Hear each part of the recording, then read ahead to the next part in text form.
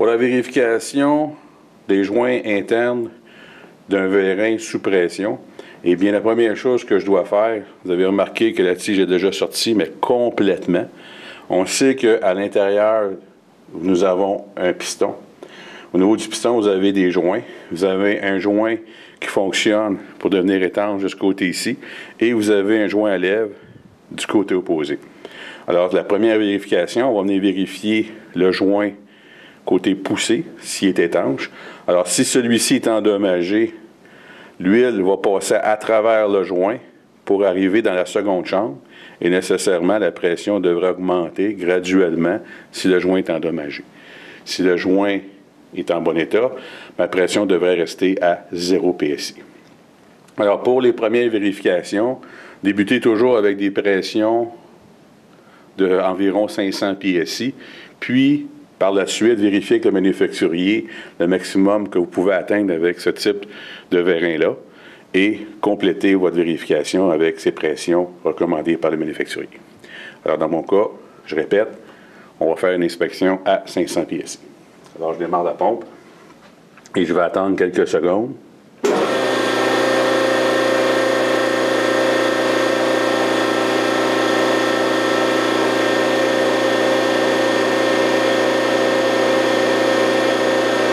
Alors, on peut voir la pression qui augmente graduellement.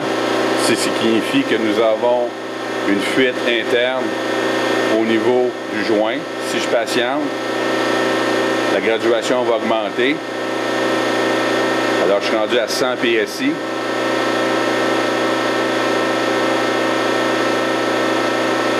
Et la graduation continue à monter. Alors, du côté poussé, on peut voir que le joint est endommagé. On va vérifier maintenant du côté contraire, donc côté tige. Pour le retour, eh bien, j'ai raccordé le boyau pression ce côté-ci et ici, je l'ai raccordé à l'unité hydraulique, ce côté retour, je démarre l'unité. Alors, pour la dernière inspection, alors on va vérifier le côté opposé du piston, donc le joint qui pousse de ce côté-là, mais en même temps, on va venir aussi vérifier le joint racleur qui est en avant. Si celui-ci coule, c'est parce qu'il est endommagé. De ce côté-ci, si la pression augmente, eh bien, ça veut dire qu'il est endommagé. Et si la pression demeure à 0, eh bien, nécessairement, le joint est en bon état. Alors, je démarre l'unité et j'attends quelques secondes.